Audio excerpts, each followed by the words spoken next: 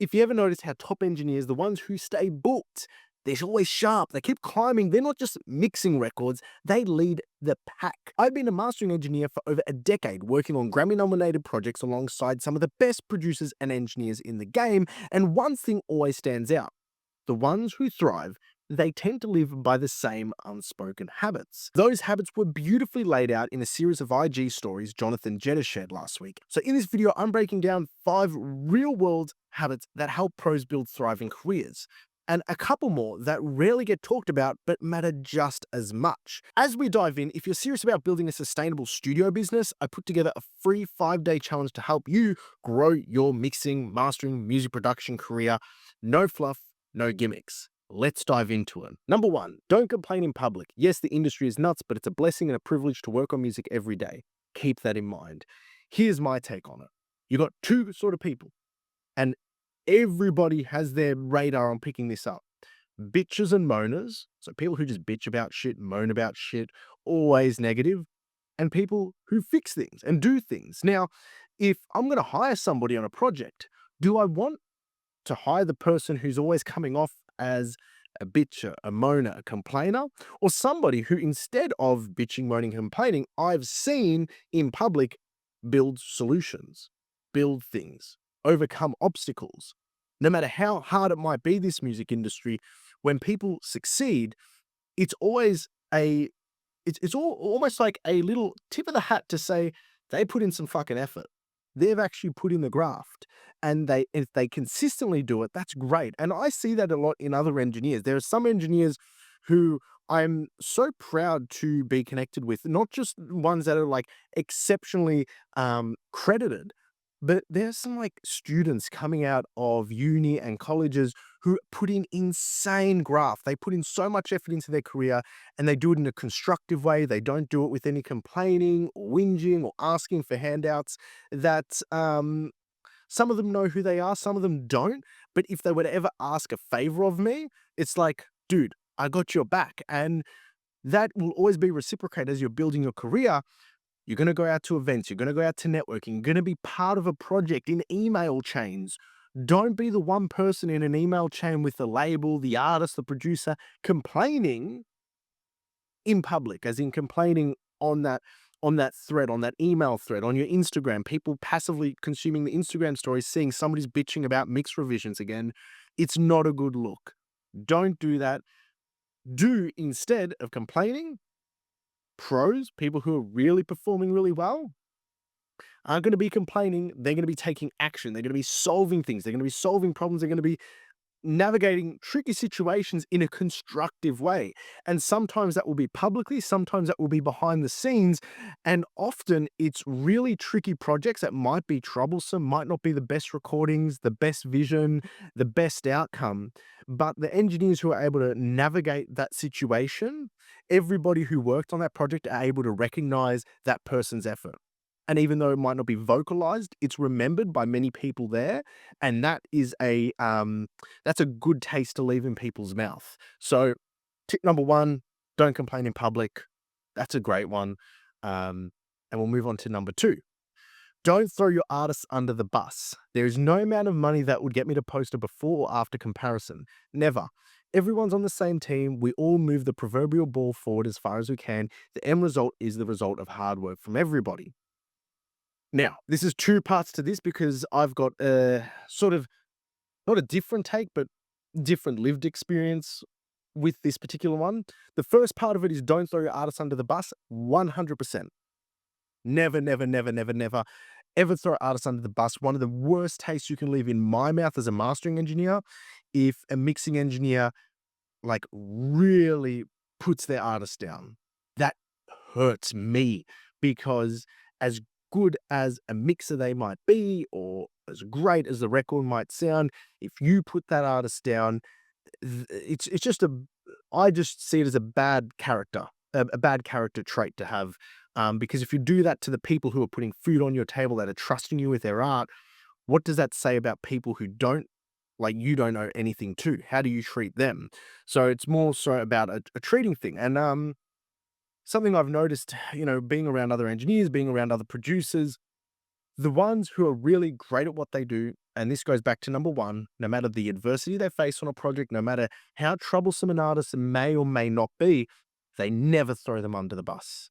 And that is a lesson to so many people coming up because our egos and our emotions and our connection with the project and and our craft can sometimes get mixed up, and it can I've seen it where people have called artists out in a really nasty way, and that's not good. Now going into the second part of this, you would never get me to post a before or after comparison.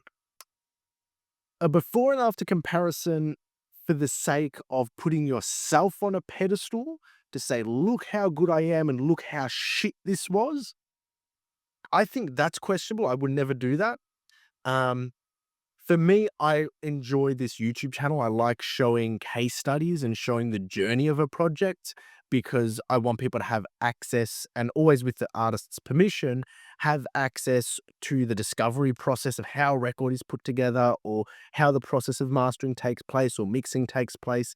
Because every project is unique, every project is different, and there's always something new to learn. So, from an educational standpoint, um, I do post before and afters, but they're always contextualized.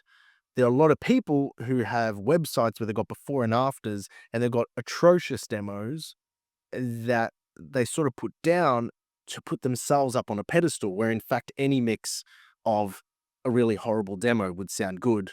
And I don't think that's always healthy. Um, the last sort of note here on number two is the end result is the result of hard work from everybody. This is true, and this is where people, I think the internet world messes up when it comes to working on a project, finalizing music for the real world. Every project has parameters, has different parameters. Some are static parameters, like technical things, like how much headroom do we have? You know, like the frequency spectrum, 20 hertz or 20 kilohertz, or even lower or higher, but not that you can hear that. But what I'm trying to say is there are fixed parameters and then there's moving parameters or variable parameters, like the quality of the recording. If somebody likes the demo that they record on an iPhone better than the one they record on a U87, you might have to deal with that. It might be the producer who's changed production mid project, or a particular guitar recording which they can't, like they've made a really bad edit on and that's the only version they have. These are all different factors, and the end result is accumulation of all these different variables, where the beauty of music is that it's an art and not all art is perfect. Or no art is perfect. They're all imperfections, some more glaring than others. And I think what something I struggle with is that the internet assumes unless everything is perfect, it's not good enough. Like you should use this tool or you should have done this or XYZ. And in an idealistic world, like I get the judgment, I understand it, but the context of how projects are put together and carry themselves from concept to completion is never as straightforward as that. So this end section here of this second rule to not throw your artists under the bus, and the second section is mainly to respect the process and everybody involved. I think is really important. There has to be a good awareness, and I think a lot of professionals have a great awareness of everything that comes before them as an engineer on the project and everything that happens after when it goes out into the real world that they have no control over. Some really funny things that happen is sometimes I've had really awesome projects I've worked on that sonically sound amazing and the film clip is amazing and the video editor puts the demo on the video and it cuts me deep. And for the artist, it's much more stressful than me. Trust that. Trust that. But these things happen, and sometimes they're out of your control, and we just have to be accepting of it. Number three, do the basic easy stuff so you can be a good partner in the process. Have a foolproof routine for file backup, build sessions in a way that makes printing stems and multi-tracks easy, have a workflow that makes revisions quick. Okay, so this is going to be a bit of self-awareness and analysis on myself. As a general sort of thing, this is a great habit. The best engineers I know have really good systems, really good repeatability, really good file management and backup. And I'm going to give you my self assessment here. I have a great system for file backups at the studio. Um, I build sessions in a way that I can print stems, yes, and I have a really good revision process. That said, and this is where I'm saying the level of like self-assessment is coming in. Sometimes, very rarely, but sometimes I get lazy. One maybe out of 100 projects, I might actually run the session off my desktop, not my other drive. And it's that one time I don't follow these systems and these basic, easy things of just naming something correctly or saving as a separate session. It's the one time I get lazy on it that I get bitten in the ass real bad. So, this is a good one. You know, you can have all the most complicated plugins and processing chains or techniques and deep dives that, like I enjoy to do. But if you don't consistently do the fundamental, I wouldn't even call it basic, easy stuff, just fundamental things, you're not covering your bases. And that's just like built on bad foundation. So that's a good one. Number 4, this is a great one. Take constructive critique in good faith. Implement notes from your artist with your best effort. Put yourself in their shoes and try to hear the song as they are hearing it, even when that's different from how you usually think and hear.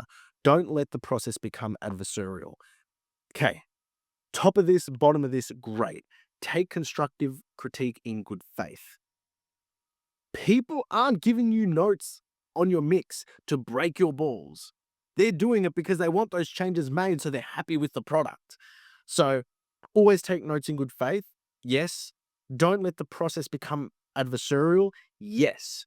This is something people have to be very conscious of. It is really hard for a client, an artist, not so much a label, they can be pretty blunt, a producer, to critique somebody else's work because they don't want to come off as bossy, pushy, an asshole. They don't want to get on the other side of the fence or become standoffish. You, as a service provider, need to be the conduit for their vision and do it in a way that doesn't make them feel uncomfortable.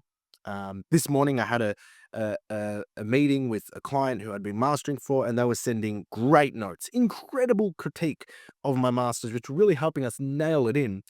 But it was almost in an apologetic fashion, like it was a burden on me for them to say the notes, to give me the notes. And in this call, I said, look, they asked for feedback on the project and the process. I go, the process was amazing. Your notes were incredible, but do not apologize for it. Do not beat around the bush. Your notes are great. They help the project. Just get straight to the point because they're valued and they actually help the project sound all that much better, especially if it meets your creative vision. So this is a really good one. The only thing I really struggle with this note, not that it's an incorrect sort of guide or habit, is put yourself in their shoes and try to hear the song as they're hearing it, even when it's different from how you usually think and hear. I'll be honest, I have my own sensibilities, especially when it comes to mastering of how I hear records. I try to take into account all the different sort of perspective and references and creativity that goes into the sound of something. And ultimately, it is a struggle for me to pivot my listening sensibilities, even as a mastering engineer, because my listening sensibilities are built up off of what works on a record, what has worked for me for the last 12 years, what has worked for so many different styles and thousands of and like probably close to 10,000 singles. I've done 6,000 projects and many have been albums. So I've listened to a lot of music, so I know what works. But every now and then I need to break that mold into something that is very different. And this center section, put yourself in their shoes and try to hear the song as they are hearing it, even when it's different from how you usually think and hear. This is where I not struggle, but I have to push myself consciously to do because it's very easy for me to default to what I know to work when often the most beautiful sounding records come from something that is out of the box, as in not in analog gear, but like outside of the parameters of what is normal. Number 5, keep enough money in reserve to immediately order a replacement unit for your ductless mini split system if or when needed. I haven't experienced this, but what I do experience is you take 5% of all your revenue and put it into a fuck you fund. Okay. And that is basically fuck you money. It's not real fuck you money. It's like hundreds of thousands of dollars or millions of dollars you can go buy a Bugatti with. But it's money that's there that at your discretion, if an emergency happens, if a piece of gear comes available for sale, if something breaks down, whatever it might be, you have some form of funds to contribute to whatever happens, no matter what the situation. That's really important. My friend Mike Trebeskov, his computer went to complete meltdown. He had to buy a new like Mac Mini Studio the other week. He did it. I've had a situation where I've had to replace my computer. I've had to replace converters before over a decade. That's happened maybe 3 or 4 times where something has went wrong, and I've needed to just click my fingers like that and make money come out of my ass. And instead of getting stressed and going to personal funds or lines of credit, 5% of your revenue, you just squirrel away and it'll cover you. Now, here are a few habits Jonathan didn't include it in stories, but I wanted to contribute to the conversation. The first one is off the record. Whenever I've engaged with people and they tell me something off the record, or I filmed an interview and they want something kept off the record, or they want something redacted from something they've discussed or said because they don't want other people to hear it, that's a red light for me, man. That's a red flag. Sorry. Red flag is the term people use these days. I don't like that. If you wouldn't say it in public, if you wouldn't say it in private, if you wouldn't say it to everybody in the world, do not say it at all and question yourself why you think that. Not that you have to think the same as everybody else, but you should be comfortable and backing your conviction. And when people in the industry say one thing, do another, or do one thing and say another, that is a red flag and everybody sees it from a mile away. So that's one of the extras off the record. The next one is reliability. If you say you're going to do something, do it. Simple. Just straight away. mm, If ever you say something to somebody, you better be committed to doing it, because if you don't, you're going to be remembered as somebody who isn't reliable, and you need to be somebody who's remembered as reliable so you can get invited back to work with them, to engage with them, to be recognized, or even um, considered for future projects. And talking about being, a man of your word and following through with what you commit to, Jonathan Jetta, who put those first five original principles together, is actually writing a book of essays about them. And I told him, guess what? I'm going to give you a shout out on that and let people know. So go check him out on Instagram and let's get back to it.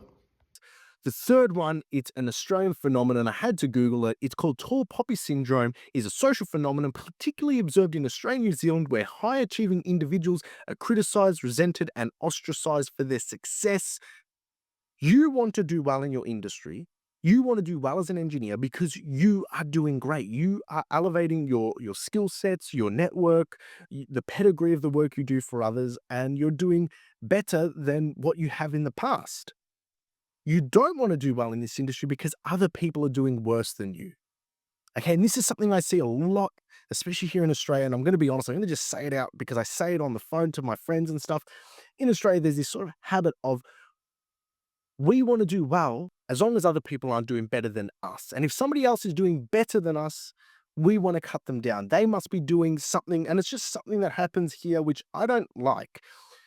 Whereas instead of that, what you need to do is to look to build everybody up. You want to do better because other people are doing great and you're just as great in terms of what you're doing in sessions. Like there should be this competition to do better than the best and everybody builds one another up.